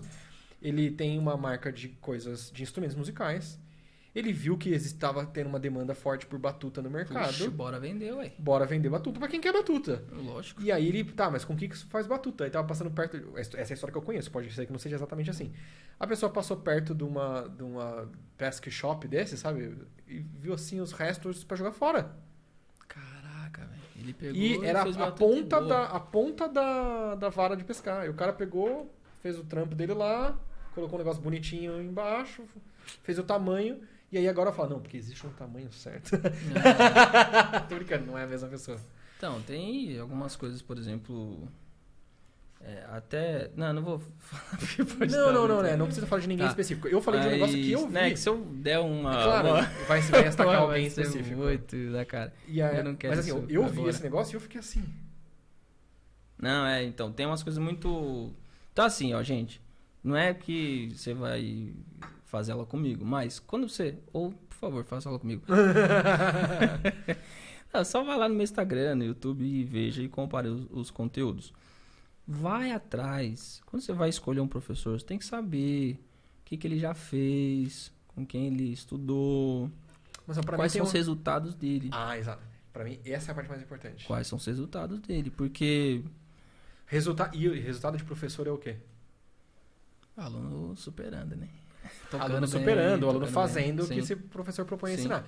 Nossa, meu professor toca super bem. O fulano de digital toca super bem. Tá, você vai contratar um recital dele? Ou você vai fazer aula? Porque se você vai fazer aula, você precisa ver os alunos como estão tocando. Sim. E aí tem gente também que até estuda regência profissionalmente, né? Rege e tudo mais. Só que na congregação é muito específico. Não é só ensinar regência. O 1 e o 2 é no mesmo lugar. Não é isso. Também! Mas vamos dar um exemplo gente, clássico. Não é necessariamente uma tiradinha. Não é exatamente uma tiradinha. Cancelar. Não, eu tenho várias opiniões de coisas sobre congregação que eu acho que poderiam ser diferentes. Eu acho, quem sou eu pra achar que poderiam ser diferentes? Mas essa é só uma contestação. Constatação. Não, mas... É 1 e 2 pra baixo. Não é mais? Não nesse sentido. Ah, não. Okay. O que eu acho bem específico, por exemplo, a maneira que a orquestra é colocada, assim. Porque uma orquestra normal é o quê? Cordas, madeiras, metais, percussão. Você quer falar alguma coisa para as cordas? Você solicita para as cordas. Na congregação, a gente tem um inário a 4 vozes, baixo, tenor, contralto e soprano. Aí tem soprano aqui na frente com as cordas, aí tem soprano lá no meio, clarinete, aí tem soprano com a flauta, tudo. Então é a orquestra inteira numa linha assim, e que, cara, é muito específico, porque tem todas as vozes em todos os lugares. Então a primeira coisa que o maestro precisa saber fazer, aula número 1 aqui, ó, o equilíbrio da orquestra. Por quê? Nem a orquestra é a mesma. De um culto pro outro é outra orquestra. De um culto pro outro é totalmente diferente. Nos ensaios também totalmente diferente. Então você tem que saber trabalhar com aquele grupo que está ali, inclusive com o nível dos alunos, dos músicos que tem disponível ali, entendeu? Saber extrair o melhor para eles. Então a primeira coisa é o equilíbrio da orquestra. Você vai ouvir primeiro os sopranos, pede pro soprano tocar, depois você adiciona o baixo. E não tem jeito de rearranjar onde ficam os sopranos, contraltos, tenor e baixo? Não, porque aí a gente organiza por instrumentos. Pelo naipe das cordas. Então é sempre os naipes das cordas primeiro, vai estar o tenor, vai estar o baixo, vai estar... Nas madeiras a mesma coisa, nos metais a mesma coisa. Exatamente. Okay. Já, acho que, eu trocando uma ideia com os amigos, a gente já pensou algo desse tipo, mas ia ficar... inviável. Muito bagunçado, assim, ia ficar bem... Ia ficar a flauta na orelha do violino. Exatamente, não ia dar bom. Fora que aí ia ter que mudar uma tradição inteira de uma instituição, aí você tem que ser muito influente para isso, né? Mas não é o caso, né? Uhum. Então, só disso já é algo que é específico. Por exemplo, eu não vou ensinar a região 7/8 pro irmão que é encarregado, ele não precisa saber disso. Uhum. Então, assim, o que eu falo para os meus alunos? Para quem vai se tornar meu aluno. Você pode fazer aula com alguém que se veste lá de crente, fala o crentez e está te ensinando um monte de coisa que não tem fundamento nenhum. Você não sabe onde estudou nem nada. Que você não vai precisar para aquela aplicação específica? Não é nem não precisar. Aí entra o segundo, que é quem estudou de fato, que tem uma vivência, só que ele vai te ensinar umas coisas que não faz o mínimo sentido de você naquele contexto saber. E eu tô no meio. Por quê? Porque eu sei... Eu sou mais profissional, essa é a minha profissão, eu estudo todo dia, eu me dedico a isso e eu sei exatamente o que você precisa, porque eu sou músico na congregação. Uhum. E então não tem, eu junto esses dois... Não tem um pessoalzinho que fica falando, sei lá, de você ser encarregado, qualquer coisa assim? Ah, tem. Tem gente que pergunta, né, se eu sou encarregado, porque aí só vale aprender se você é encarregado. Tem outros que me chamam de Nutella. O que é Nutella? Nutella é... Não, eu sei o que é Nutella, mas em que sentido? Carregado Nutella, porque tem muito ainda. Hoje, basicamente, na parte musical, com uma instituição gigantesca que é a congregação, obviamente vão ter diversas linhas de pensamento. Na música, existe aqueles irmãos que acham que você precisa estudar, é tudo pela fé, pela oração e tudo mais. Então, para você ser um bom encarregado... Você não pode fazer aula? Jamais. Isso aí, pra que você quer se aparecer? Tipo isso. Uhum. Reger, então, meu Deus. Aí tem gente... Nossa, eu adoro hater. Hater, por favor. Você deve estar assistindo aqui o podcast. Comenta, por favor. Você tem pessoas específicas que não gostam de você? Tem, vixe. Nossa, cara. Tem os haters normal que vai ver e tem uns de carteirinha. Uhum. Mas é muito bom, cara. A gente precisa de hater na vida. Por favor, comenta. Qual é o tipo de comentário? Ah, você é Nutella. Ah, você tá inventando. Ah, na igreja não precisa disso. Só que eu utilizo do próprio comentário dele para causar um incômodo em quem pensa diferente, que tem a mesma linha de pensamento que eu. Mas aí eu crio um movimento. E são pessoas... Obrigado, hater. E são pessoas da mesma instituição? Sim, com certeza. Normal, é uma família, cara. Tipo, imagina uma família com 10 irmãos. 10 irmãos vão brigar sempre, porque um vai ter uma visão diferente. Então, dentro da música existe isso, na congregação. Na minha época, que eu comecei a estudar, era muito mais sinistro, assim, era uma coisa muito... Tanto é que eu conto. Eu já escutei histórias, assim, por exemplo, se você for estudar fora, você não pode mais tocar no culto. Não faz o menor sentido, cara. E comigo foi basicamente isso. Eu falei, o irmão lá chegou, tô sabendo aí, amanhã você vai fazer uma prova aí, tá mexendo com esse negócio de música. Isso aí não é de Deus não, na tua vida e tal. E eu sou uma pessoa de muita fé, né? Eu cresci, eu sempre fui incentivado a isso, a acreditar e tive minhas experiências e eu acredito de fato no sobrenatural, em oração e tudo mais. E aí eu fiz uma oração para Deus. Eu falei, Deus, amanhã eu vou fazer a prova da escola municipal. São 200 e poucas vagas, são 200 e poucas pessoas com 5 vagas. Se eu quero um sinal da sua parte, se eu passar, eu vou entender que eu preciso seguir esse caminho. Se eu não passar, eu vou fazer qualquer outra coisa da minha vida. E graças a Deus, na 5ª vaga eu tava lá. Ok. E aí foi que surgiu toda a história e tudo mais. Pessoas... Mas agora, imagina se eu tivesse caído naquele papo. Eu ia ser um frustrado hoje, cara. Hoje em dia tá bem melhor. Tá muito melhor. Porque a gente tem diversos irmãos, inclusive, que são profissionais. Não, é inegável que a maioria... Não sei se a maioria eu estaria falando muito de Voices in My Head, mas grande parte dos grandes violinistas brasileiros, violino especificamente, grande parte dos grandes violinistas brasileiros começaram na congregação. Sim. A maior parte, eu acredito. Sim. A maior parte das orquestras era sempre isso. Assim, nas cordas era o pessoal da congregação, os sopros é mais o pessoal da assembleia, né? Porque tem a tradição de banda e tudo mais. Então é isso. São gente que começou e foi estudar fora, vale falar isso. O que não tem problema nenhum. Não tem. Muito pelo contrário, até porque essas pessoas podem voltar para a mesma instituição onde iniciaram e subir o nível técnico musical da mesma instituição. Então, assim, dentro da instituição está acontecendo essa mudança, né? Só que mesmo assim ainda tem gente que está nesse nível de... Porque eu vejo assim, eu tenho compaixão mesmo, porque é a pura ignorância da pessoa. A pessoa muito ignorância, não tem noção do que ela está falando, né? Eles comparam muito a questão da simplicidade com a ignorância e que isso tem relação com a glória de Deus num culto, o manifestar sobrenatural e tal, e esse lance de você buscar o conhecimento com algo do tipo de você estar perdendo a simplicidade, de você Então, ser simples é ser ignorante? Exatamente, é basicamente isso. Se você conhece muita coisa, mas na verdade, é o que eu falo para os haters.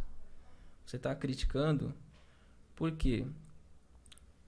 Porque você é preguiçoso, você não quer estudar, você não quer se dedicar. Aí você usa essa desculpa da simplicidade dos tempos antigos porque você não quer se dedicar agora e melhorar no seu instrumento, você não tem parte com isso. Então é mais fácil você criticar. Na verdade, quando a pessoa está criticando, ela está falando mais sobre ela mesma do que... Né? Ou você gostaria de estar fazendo algo e como eu estou fazendo e você não faz... Aí você critica. E tem uma ideia, eu sinto, pelo menos eu lembro de algumas conversas assim, de algumas pessoas, inclusive eu me incluo, talvez me incluía nesse grupo. Quando eu comecei na internet, eu não tinha a mínima intenção de vender nada, além de gravar os vídeos. Tanto que, até hoje, se a pessoa está aqui no Violino Didático e você clica no nome do canal, vai em vídeos e organiza do mais antigo para o mais recente, vai ver que até certo ponto era quase que um curso... No YouTube. Sabe? Primeiro vídeo. Você ensinava... Como escolher um professor, parte do violino, blá, blá, blá. Na ordem certinha, até certo ponto. Tinha aula de teoria também, né? Tinha aula de teoria. Eu achava errado cobrar por isso. E eu vejo que existe, para algumas pessoas, a mentalidade de que é errado você cobrar pelo que eles chamam de dom ou talento. Principalmente na igreja. Porque é uma confusão do... tem uma parte bíblica que fala que você tem que dar de graça, que você receba de graça. Porém, nesse trecho, ele está falando da graça maravilhosa de Jesus Cristo, não sobre algo que você pagou de graça, que você não pagou nada. Exatamente. Então tá falando de outra graça, não de que... E, cara, que interessante isso. Então, são erros teológicos mesmo, né? Falta de Bíblia aí na vida das pessoas. Mas é isso, então tem essa questão de, primeiro, que você não pode aprender a mais, senão você está saindo fora dos ensinamentos ali. Isso é algo mais antigo, está mudando. E tem essa parte também de que você não pode ganhar dinheiro com o dom que você recebeu. É um absurdo, por exemplo, os haters colocam lá direto. Você está ganhando dinheiro com as coisas da igreja. Está ganhando dinheiro, está usando a igreja, um grande comércio, não sei o quê. Cara, a minha profissão é ser professor. Eu dou aula de violino há 1000 anos aí na internet e tal. Agora eu estou ensinando a regência porque eu estou estudando regência. Eu dou aula de regência, inclusive para encarregados da congregação. O que os encarregados eles precisam aprender? Não é uma sinfonia de Beethoven. Eles precisam aprender o que, jovens? Responde para mim nos comentários aqui, vamos ver. Comentários. São os hinos da congregação. Então não é que eu estou utilizando da igreja, não sei o quê. Você está ensinando regência. Por um acaso, esses seus alunos de regência querem aprender a reger os hinos da congregação. Exatamente. Por um acaso não, porque você acaba direcionando a nossa comunicação para isso. Mas a aula é de regência no final das contas. Obviamente. Entendi. Obviamente. Entendi. Faz sentido, na real. Eu nunca tinha parado pra pensar nesse ângulo. Até porque na igreja continua tendo aula de graça e as pessoas podem ir lá se elas quiserem. Eu dou aula de graça na igreja. Nas aulas técnicas, a gente não ganha. Eu vou lá e dou aula. Ensino os encarregados lá. Agora, você não consegue dar uma experiência mais aprofundada para as pessoas. Um encontro de 1 hora. De graça, cara. Entendeu? Uhum. Até porque isso aqui, o que eu faço, não é filantropia ainda. Eu tenho lá 2 crianças que comem pra caramba, entendeu? Tem a minha esposa. E tudo na vida é dinheiro, né? Você precisa trabalhar. Então, assim, a minha profissão é essa. Eu ensino regência, inclusive pros irmãos encarregados. E pra sua família, como foi a ideia de você trabalhar com música? Você diz pro seu pai, sua mãe, seus avós? Pra minha mãe foi um choque, cara. Eles não curtiam a ideia na época. Jamais. Na época eu trabalhava de guardinha, que chama, né? No fórum. CIE, era guardinha, é isso, né? No CIE, lá em Cubatão. Trabalhava no fórum. O que é? O guardinha, tipo, você... Como se fosse um office boy, alguma coisa do tipo. Okay. E aí, eu já tava na escola municipal, inclusive. Não, o primeiro ano eu não tava na municipal ainda.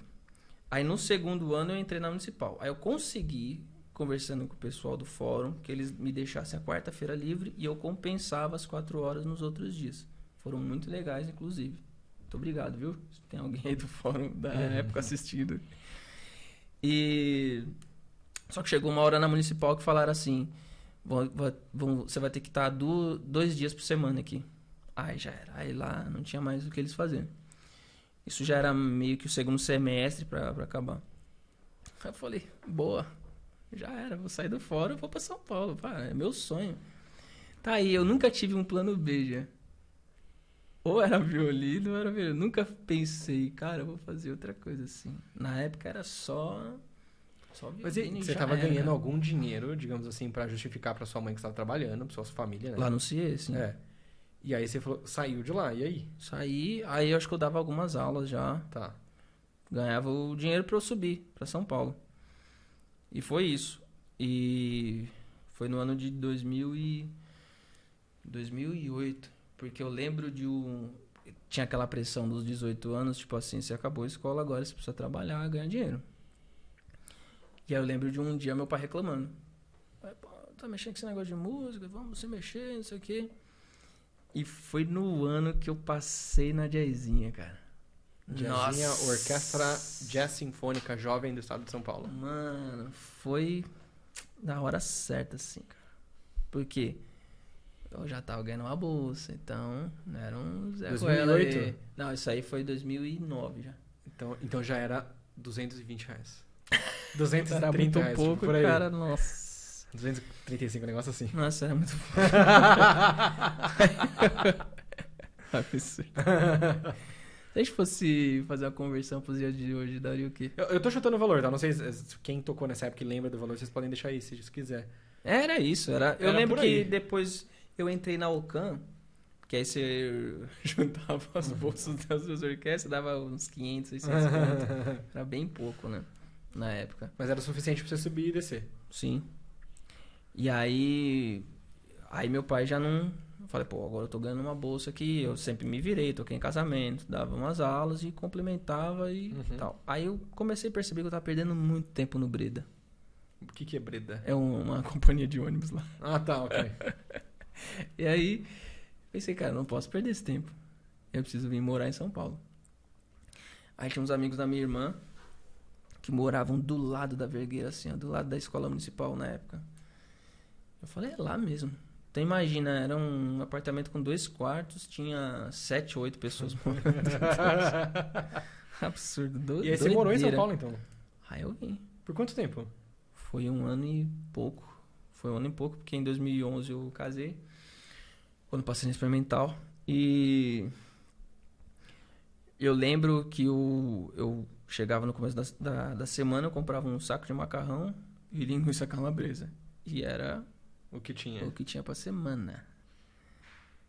Caramba. Ah, eu não vou estudar hoje porque não sei o que. Cara, você tinha que fazer acontecer. Isso, assim, parece até uma história meio... Nossa, como o Romulo é esforçado, né? Aí eu tinha um amigo... Não, mas tinha um amigo que vinha de Itapevi. Era o Neemias e o 10 Horas. 10 Horas, esqueci o nome do 10 Horas. Rafael, né? Rafael. Toca muito cello. E o apelido dele é 10 Horas justamente porque ele estudava 10 horas. Então ele chegava às 8 horas da manhã na escola municipal, ficava o dia inteiro até a municipal fechar, e o que eles comiam no dia era um cachorro quente, cara. Caramba. Então era todo mundo assim, tripa demais. Até hoje eu sou meio magrinho, mas na época era só a capa do que suco, os meninos também, e arrebentando de estudar, meu. Arrebentando de estudar.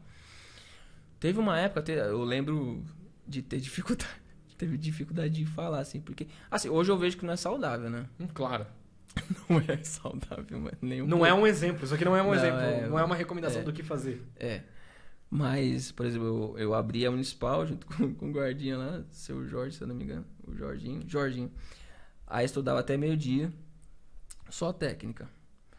Aí voltava, às vezes almoçava, às vezes deixava mais pra tarde. Aí de tarde estudava método. E no final da tarde estudava concerto e método dali... Método, como o pessoal aqui de São Paulo chama, livro de estudo. Aqui de método normalmente não tem nada. Livro de estudo. E aí, depois dos concertos, já era a hora de ir pro ensaio da jazzinha. Então era o dia inteiro e eu ficava meio travado, assim. Eu vou pra... Como assim, Jean? Você está falando que o Kreutzer, que o City, que o Mazas não é um método? Não é um método. A maioria desses são livros de estudos. O que eu entendo por método? Método é sequência.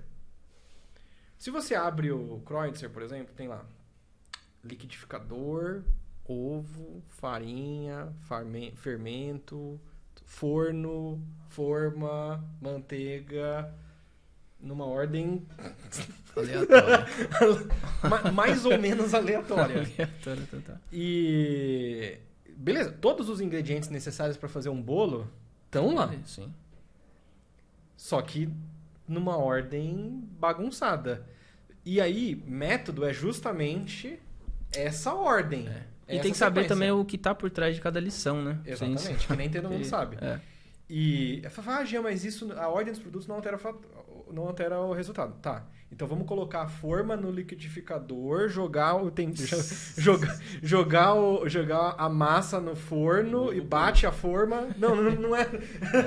A ordem importa. Sim. E é justamente a ordem que é o método. É igual a pessoa fala saber utilizar também, porque você pode fazer o Kreutzer lá, mas depende de como você faz. Você põe a massa direitinho dentro do liquidificador, mas você esquece da parte importante de ligar na tomada e ligar o liquidificador. Tipo assim. Não faz sentido aí. Então, assim, a ordem importa, e a maioria desses livros não são métodos. Jean, então quem é o detentor do método? Geralmente, o professor, não é nenhum livro. Geralmente é o professor. Tem até livros que têm essa proposta de ser mais método, né? Mas o livro do professor Bozizio é bem método, por exemplo. O Suzuki geralmente é bem método para quem sabe o que tem atrás das lições. Atrás das habilidades, né? No caso do Kreutzer e os livros mais avançados, o método é o que o professor te diz de como tem que fazer. É isso aí. Vai depender muito. Eu passei o Kreutzer, por exemplo, com vários professores. Cada um tinha um método diferente. Exatamente. Eu achava muito legal a visão da Elisa. Porque eu estudei com a Elisa Fukuda também, né? Tive esse grande privilégio. E geralmente um Kreutzer ele tem uma visão mais técnica, assim, as pessoas olham mais pro lado técnico. A professora Elisa pedia pra gente fazer música dentro dos estudos. Dos estudos do Kreutzer. Aí tinha que ralar ali. Tinha uma outra visão. E apontando as direções do que dá pra fazer. Aí era muito louco, porque às vezes ficava um compasso assim que tava mais ou menos, aí ela anotava no caderninho. Compasso 15 da lição X. Eu não passava até... Foi bem interessante também, porque quando eu não... Essa conversa tá bem aleatória, né, cara? É assim que é bom. É assim que é bom. TDAH, várias coisas. Tá? Enfim, e aí eu estudei com a Elisa. E antes de estudar com a Elisa, eu tinha uma visão meio assim, né? Ah, as pessoas sempre passam os alunos da Elisa. Que é as coisas que rolam nos bastidores, né? Que os bastidores da vida musical, gente, ele é bem complicado, tá? É super saudável. Tem gente ninguém que fala... tá fazendo polêmica aí, mas é bem super saudável. Nossa, ninguém tira onda com ninguém. Enfim. Ninguém fala pelas costas. Não, imagina. Aí quando fala sem problema nenhum, abertamente, não, cancelem de ele. Deus. Exatamente. Exatamente. Isso é Enfim. muita hipocrisia, né? Mas aí tinha essa história. Não, só passa o aluno da Elisa porque a Elisa é isso, porque a Elisa não sei o quê. História que não me aparenta ser só história. E não tô nem falando que era uma coisa combinada de você vai lá e passa meus alunos. Não é nem disso que eu tô falando. Mas que existe. Então, mas aí quando eu comecei... É a minha impressão, pelo menos. Quando eu fui fazer uma com a Elisa, eu entendi por quê. O nível de excelência é tão grande, cara, que... Assim, só pra vocês terem uma ideia, tem uma audição todo mês e todos os alunos, assim, têm o sonho, é questão de honra participar da audição. Para participar da audição tem que estar muito bom. Inclusive o repertório, o concerto que você quer estar estudando com a professora, você só vai ser liberado desse concerto se você tocar em audição, se apresentar. Então, cria um ciclo ali de que todo mundo quer estudar, todo mundo quer gerar valor, todo mundo quer tocar muito bem para se apresentar. Se apresentando todo mês, você cria um hábito de apresentação. Quando você se depara com uma banca... Lá no final da apresentação, instantaneamente, comentários. Também. Não, mas na época eu não lembro muito disso, não. Assim, okay. Comentários do que? Maldosos? Você diz, não. Da própria professora chamar, fulano de tal, isso, fulano de tal. Não, eu não lembro. Pelo menos na minha época, eu não lembro disso, não. Mas... Cria esse hábito de se apresentar. Quando você vai pra frente participar de uma prova de uma banca, você já tá cascudo. Já é um hábito. E eu lembro da época, por exemplo, que eu estudava na Municipal, era uma audição por ano. Você tremia igual vara verde pra se apresentar. Porque não é algo comum. Né? Você não pratica a performance. Exatamente. Que é diferente de você tocar sozinho na sua casa, no seu quarto. Diferente. Tem algo até que eu ensino pros alunos, porque não é sempre que a gente tem a oportunidade de se apresentar. Mas cria uma imagem mental. Quando você está se preparando para uma audição, você sabe como é que é aquele lugar ali e tudo mais. Você imagina... Eu fiz isso num concurso com um solo que eu fui fazer com a Orquestra de Santos. Durante a semana estava horrível. Eu não estava me sentindo bem tocando ali na frente da orquestra. E no dia eu lembrei disso, que é um exercício de atleta de alta performance olímpico faz, que é visualização. Então eu cheguei no teatro, fui até o palco assim, sem ninguém. Eu imaginei a plateia, imaginei a orquestra, agradeci, peguei meu violino imaginário e imaginei fazendo o concerto todo, do começo até o fim, brilhantemente. Fiz isso por 3 vezes. Quando eu cheguei à noite para tocar junto com a orquestra, cara, foi muito bom, assim, eu tava muito Cara, seria tranquilo. Tão mais legal essa história se no final você falasse, cara, eu fiz tudo isso, cheguei na frente da orquestra. E deu tudo errado. Toquei mal pra caramba. E não serviu de nada. Seria mais engraçado. Não. Mas ficou um bom corte de superação pra passar na frente sociais depois. Não, mas não é nem questão de superação mesmo, é algo mas que é... Ficou legal.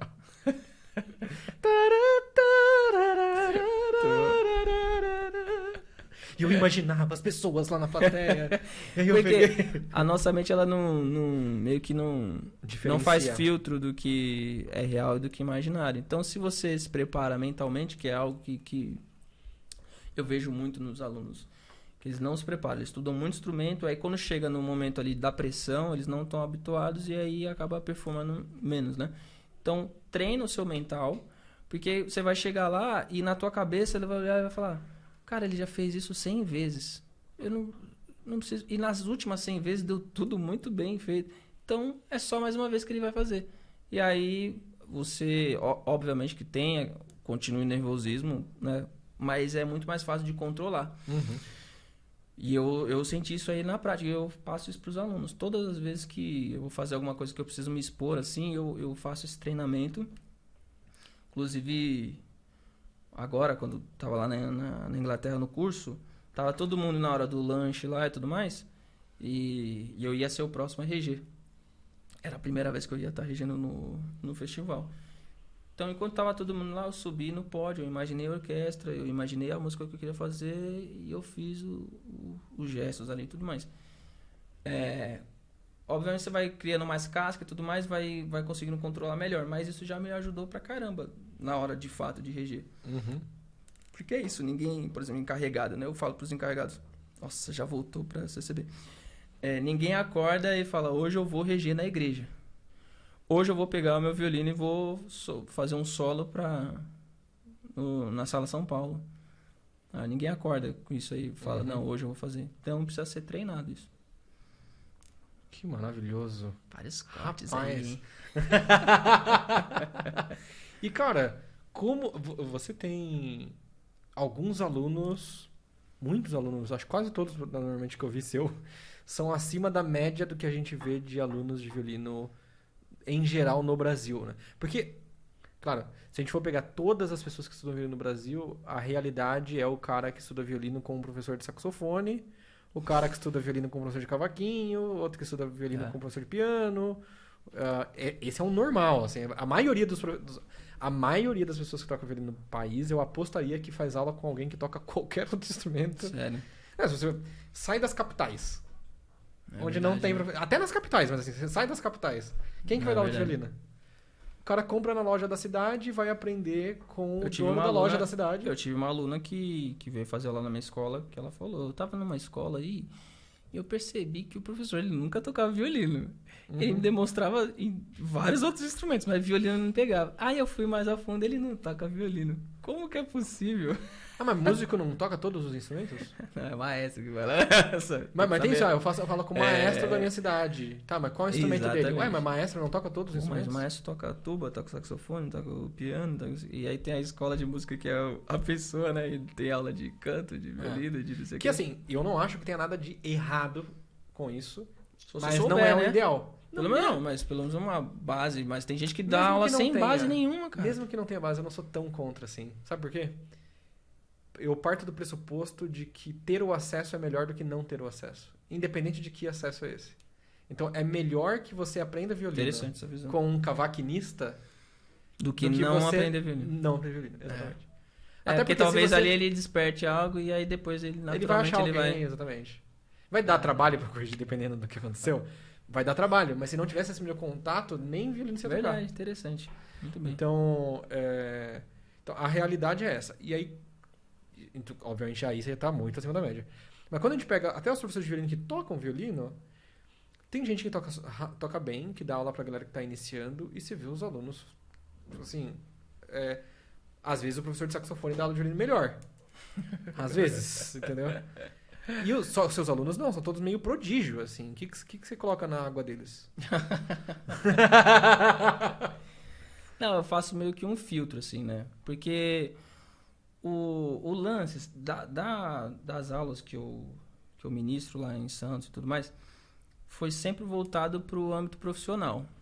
Então as pessoas chegam em você já sabendo que é pra quem quer estudar violino um pouco mais sério. Exatamente. Interessante. Entendeu? Então, ainda no início do projeto da Camerata, veio um monte de emocionado. Interessante. Porque abriu uma Camerata. Então veio um monte de gente querendo tocar e tudo mais. Que acha bonito tocar, mas não tá afim de pagar o preço que é. Porque aí tem o preço aquela... que nem estão falando de dinheiro. O preço de horas de estudo e tudo mais. Então, assim, veio um monte de emocionado, assim, vamos tocar, não sei o quê. E eu tenho um estilo meio treinador, como se fosse o Bernardinho, assim, sabe, do vôlei. Uhum. E às vezes eu melhorei bastante. Os alunos dele estão dando risada aqui, ó. Isso que eu melhorei, imagina. Mas era... Enfim. Então eu tenho meio que esse estilo. Quem não quer fazer o rolê, automaticamente já sai. Por exemplo, o primeiro ano da Camerata, vários no primeiro concerto. Chegou no final do ano, basicamente, um quarteto de cordas. Foi saindo, foi espanando. Porque, assim, você trouxe a lição? Professor, não sei o quê.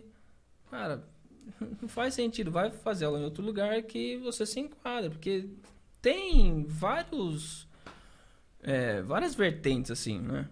Hoje eu dou aula para pessoas que não querem seguir profissionalmente.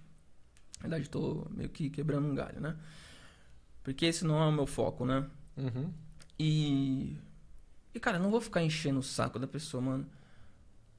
Ela tá ali pra desestressar. Às vezes teve a semana... São 2 trabalhos, ambos são, no caso, ensinar violino, mas são 2 trabalhos que o método de aplicá-los é diferente. Eu continuo com a expectativa de excelência, sempre trazendo o melhor pra eles, fazendo eles tocarem bem, né? Só que não é a mesma cobrança que quem quer se tornar um profissional, seguir carreira. Então, eu acho que foi disso, assim. E aí, quando você mantém uma postura, vai começando a agregar as pessoas que estão buscando aquilo. Então, o primeiro ano da Camerata acabou com um quarteto. Uhum. E depois, no outro ano, as pessoas já sabiam, assim... Cara, o Rômulo se eu for entrar na Camerata, é pra isso. Que se não for, já... Entendi. Que interessante. E eu conheci uma aluninha sua recentemente, que até fez um react aqui no canal. A Heleninha. Heleninha, cara. Cara, como que a Helena chegou em você? A Helena, a gente é da mesma igreja lá, Helena né? é uma violinista de 5 anos de idade, que está terminando o livro 1 do Suzuki bem feito. Com 7 meses, né? A mãe dela mandou mensagem pra ti? Acho que foi isso. A Heleninha é um grande presente, assim, uma menina super inteligente, super dedicada. Eu dei aula pra mãe dela, inclusive no Fábrica Cultural, onde eu dou aula lá em Santos. O pai dela conheceu a mãe dela no Fábrica. Caramba. Então, quando ela estava grávida da Heleninha, tipo, eles estavam vivendo um momento musical. Então, sempre teve esse ambiente muito musical, né? E diz a Priscila que ela sempre quis tocar violino. Ela, com 2 anos, acho que pedia para tocar violino. E a Priscila várias vezes. Cara, Romulo, a minha filha, não sei o que e tal. Aí eu dei um workshop gratuito na escola esse ano. Essa menina foi sem o violino. Ela não tinha o violino e ela foi no workshop de violino pra aprender violino sem o violino. Tem foto da Heleninha aqui, ó. Treinando a postura. Treinando a postura sem violino. Que interessante. Ela fala, o chocolate quente. Fazia o gesto sem o violino. Ela fez um workshop de violino sem o violino. Com um violino imaginário. Absurdo. Aí depois de pouco tempo a mãe dela falou, Deus preparou o violino aqui, alguém deu o violino e tal. Aí eu falei, não, vai lá na escola da prefeitura e tal, né? Não precisa pagar nada, gratuito. Aí foi, fez a aula. Menina, é assim que faz com arco, tá bom? Tá bom, pegou o arco. Meu Deus, o que é isso? Primeiro dedo é aqui, tá? Ó, a primeira forma de mão que a gente vai aprender, esse aqui da raposa e tal. Colocou a mão, pum, tudo no lugar. Falei, mano, que sensacional, cara. Que sensacional. Aí eu comecei eu falei, essa menina ela não pode ter uma aula só por semana. Até porque a mãe dela falava que o que você passou, professor, ela fez em um dia. Então ela fica caçando outras coisas, porque ela quer aprender mais, ela quer aprender mais. E eu falei, então tá bom. Então sexta-feira ela vai na escola também. Então ela faz aula de terça e sexta-feira não. É assim, é um verdadeiro presente, assim, pra gente que tá convivendo. A gente tá vendo algo que não é comum, né? Uhum. E a gente já conversou isso sem sombra de dúvidas. Se ela continuar, né, com os estudos dela e com esse fogo, essa vontade, esse amor pelo violino... pelo menos saudável, uma boa violinista ela vai ser. Putz. Pelo menos. No mínimo. Ela vai arrebentar, assim, cara. Eu acho que eu gravei até um stories faz um tempo, assim, que eu falava que eu tinha achado o Guido. Próxima Guida, a Guida. E você falou que postou nos seus stories, que pra quem quer te achar nas redes sociais, te acha como? Interessante. Romulo.maestro. Romulo.maestro no Instagram. Tem outras redes sociais? Cara, o YouTube eu não uso muito não, mas se você jogar lá Romulo.maestro... Vai ter no YouTube também. Vai ter no YouTube também. Muito bem. Cara, agora é importante. Como você ficou sabendo da existência do violino didático? Foi na época do... E qual foi a sua primeira impressão sobre? Foi naquela época dos lançamentos e tudo mais. Uhum. E de fato eu não entendia na época, porque eu tava num mundo meio tóxico da música clássica. E aí eu falei, cara, eu não gostei na época, não. Falei, nossa, é isso que eu queria ouvir. O que Só você não gostou? Ah, mas é pura ignorância minha, Jean. Mas o que você não gostou? Eu falava, tipo...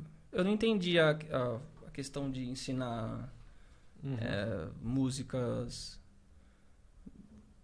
tipo, de iniciante, assim, coisa do tipo. Eu achava que não fazia sentido.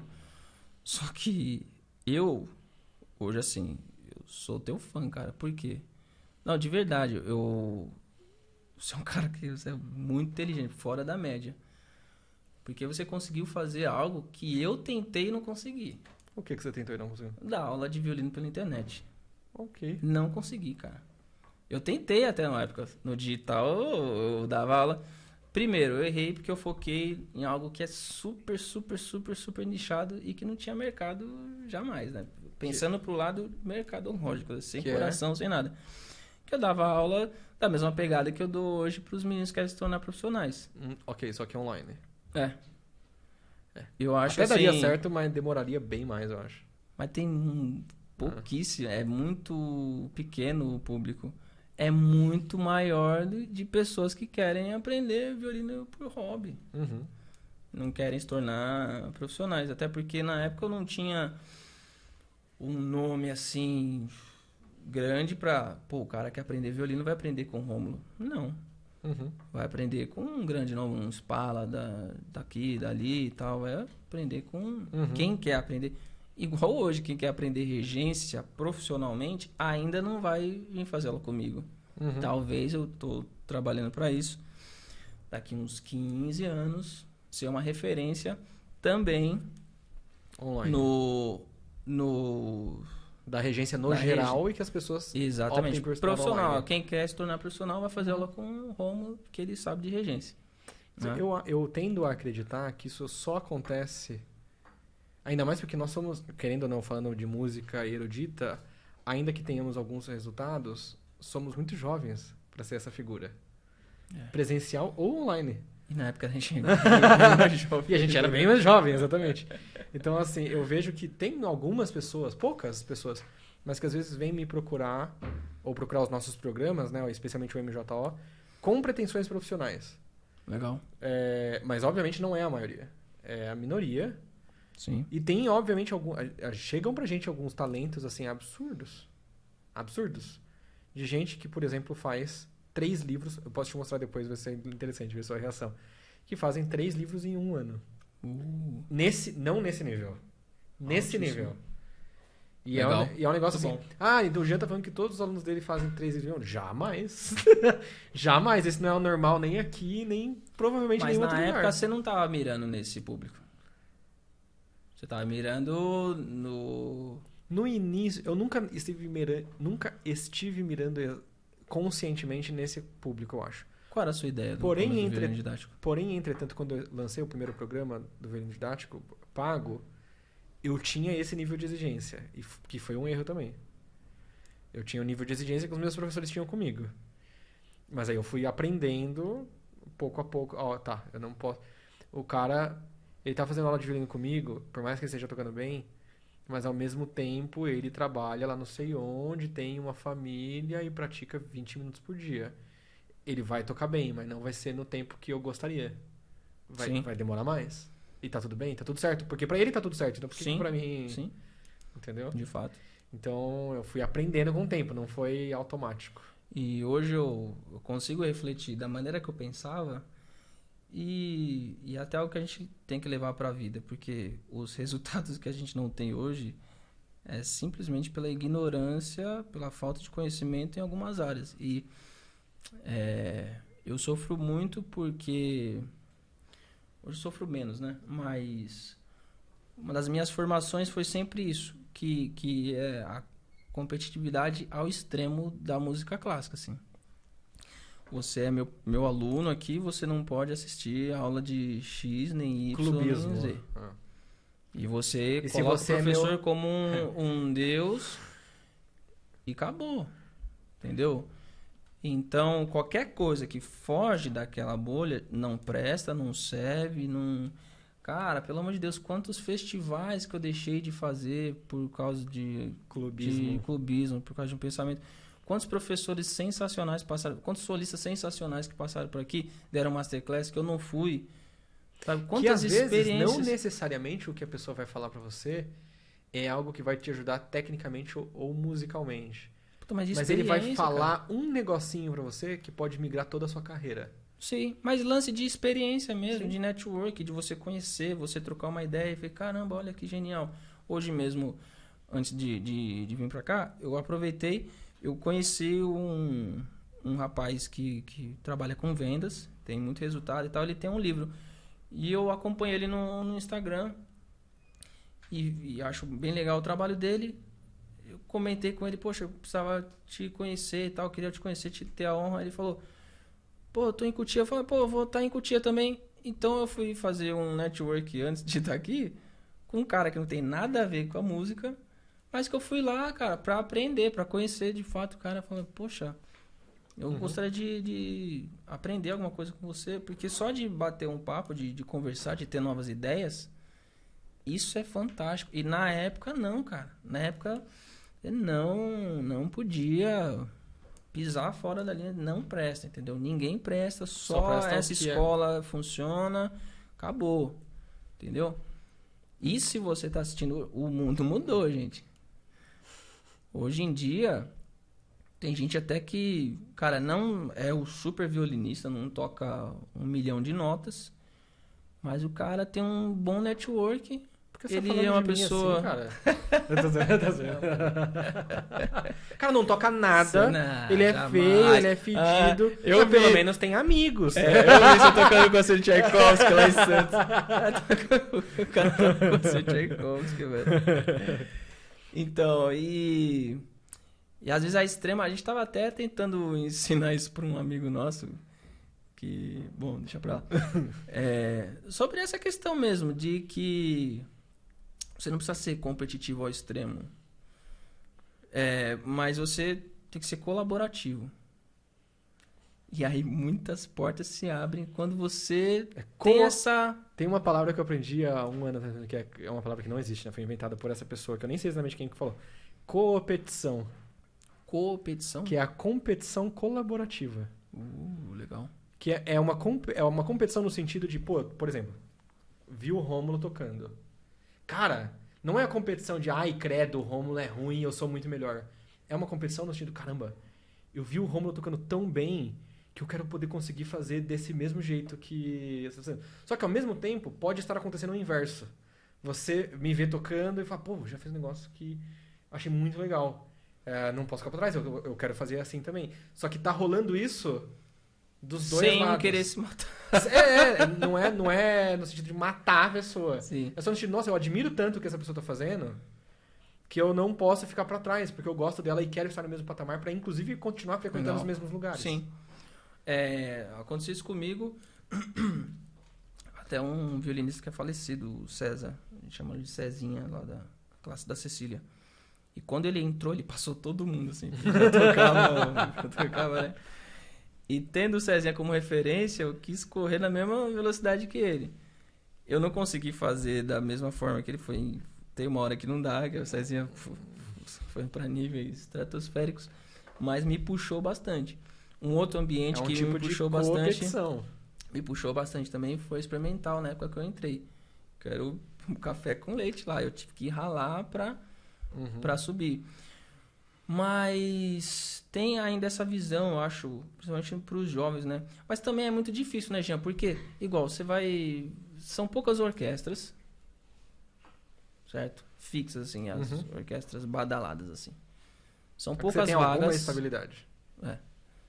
Mais ou menos, né? Porque 1 ano depois você tem que fazer prova de novo. Não, tô falando das que realmente você tem alguma estabilidade. Porque a orquestra jovem não é... Não, mas eu digo assim, pro jovem... É vendido isso mesmo pro jovem. Porque assim, se você não... É meio cria-se um ambiente para os caras se matar, cara. Porque tem 2 vagas, você tem que tocar mais que todo mundo, e aí você não quer ver o teu amigo bem. Você tem que ganhar aquela vaga, entendeu? Pode ser. Eu acho que, pelo menos na época, esse era o mindset. Quando a gente fala, você faz um eu nunca tive essa pira de tocar em orquestra. Acho que por isso que eu... Mas eu não que eu era uma pessoa legal também. Eu era uma pessoa bem complicada. A produção deu uma risadinha. Não, eu não gostei dessa sua risada. Então, eu não era das melhores pessoas de lidar também, mas... Quando começou a virar a chave assim pra você? Quando eu saí. Quando eu saí do meio orquestral. Saiu da bolha. Quando eu saí do meio orquestral, e aí eu comecei a ver que existe um mundo bem maior fora. Que aí eu comecei a ver. E aí e teve uma coisa também que mudou muito a minha vida, que foi a distonia. Eu não vou entrar muito nesse assunto, porque eu preciso fazer uma coisinha daqui a pouquinho. Mas ter a distonia fez com que eu, que estava acostumado nos ambientes que eu estava, ser pelo menos um dos melhores, se não pelo menos na minha visão daquele momento. Eu sempre falo... Eu aprendi isso com o Rolando Freitag, que é um professor treinador Suzuki. Que é falar sempre assim, é do jeito que eu lembro, não necessariamente é a realidade. Então, assim, na minha visão, eu era um dos melhores ou o melhor. Não necessariamente era a realidade. Então, na minha visão, era sempre um dos melhores ou o melhor. E aí, de repente, quase que do dia pra noite, eu só não consigo tocar mais. Nada. Caraca, velho. E aí eu comecei a ver o pessoal tocando, que eu achava que tocava muito... De um nível muito inferior do que o meu, e olhar essas pessoas num primeiro momento com inveja. Pô, essa pessoa, ela, da forma como ela tá tocando, ela consegue tocar, e eu não consigo nem fazer corda solta. Entendeu? Cara, doideira. E aí virou isso pra uma questão mais de admiração. Hoje eu admiro qualquer pessoa que vive profissionalmente de tocar violino. Eu admiro essa pessoa tocando. Legal. Porque é num nível mais profundo do que se tá afinado ou desafinado no ritmo ou fora do ritmo. Ou som feio ou som bonito. Porque se essa pessoa tá vivendo disso, tem gente pagando. Se as pessoas estão pagando, essas pessoas estão vendo valor. Não é eu que tô pagando. Sabe assim? E, enfim, eu tô voltando a tocar... Quando que você teve essa sacada de... Virar o instrumento? Numa aula ao vivo. Eu testei, e aí o movimento que é o meu movimento distônico funcionou. E falei, tá, então eu vou... Só que você pensou em storytelling na hora? Ou... Não, até que não. Copy, não. Até que não. Foi... Quando eu fiquei sabendo, eu falei, cara, o Jean vai usar isso até a última gota. Gênio, cara. Até que eu uso, mas não tanto assim quanto eu poderia, eu acho. Sério? Tem gente que nem quando eu não falo, nem percebe. Porque, mano, é uma história sensacional, mano. Superação absurda, assim. Importante. Desculpa te cortar. Nosso episódio já vai ser um dos episódios mais maravilhosos. Beleza. Se você pudesse indicar uma pessoa para estar nesse podcast, quem você indicaria? Nossa, eu tinha que ter estudado isso. O primeiro nome que vem na sua cabeça. Menos esse. Tô zoando. Cara, deixa eu pensar. Você vai ter que editar isso depois, que vai ficar... Só vai. Cara. Não sei, não tem a mínima... legal. O maestro Ricardo Cardim, que a gente falou sobre reger com a mão esquerda. É verdade. Se um dia eu vou virar maestro, muito provavelmente eu vou reger com essa mão aqui, ó. Exatamente. Com a mão esquerda. Deixa eu ver se tá bom. Então, você precisa comprar meu... Sigam Rômulo.maestro. Agora tá aberto o carrinho. O dia de lançamento. Rômulo.maestro no Instagram, se você quiser aprender sobre regência. Vou falar rapidinho sobre essa batuta. É uma batuta... Não sei se você consegue ver. Ela é meio diferenciada. Custom made, ela tem o tamanho certo. Porque ela é anatômica. Pra você colocar já o dedão aqui. Inclusive, se você ver aqui, tem uma... Eu sei que você tem uma pira com um Bá, né? Aí tá SDG, que é só deu Glória. Que o Bá escrevia no final das partituras dele. Rapaz. E é da Orchestrari, que a gente tem uma parceria. E ela é sua. Ah, é minha? Tá zoando? Pô. Tá zoando? É sério. Presente. Pô, muito obrigado, cara. Eu nunca tive uma batuta. É a primeira batuta. Qual que é o cupom lá? É Rômulo 10? É pior que é mesmo. É Rômulo 10? Foi visual, ó. Qual que é o site? Tá Orchestrari by alguma coisa que eu escrevi. Joga Orchestrari no Google. A gente deixa aqui. Orchestrari com CH, tá? É ORCHESTRARI. S-T-R-A-R-E, tá? Cara, pode deixar o link? No comentário fixado dá pra deixar. Comentário fixado, tem o link aqui. Se não tiver é porque ele não comentou. Na hora que ele comentar, eu fixo. Cara, muito obrigado. Foi um prazer inenarrável te receber aqui. Essa conversa poderia durar mais umas 3 horas facilmente. Comenta se você quer parte 2 aqui embaixo. Um abração e até mais. Valeu. Tchau.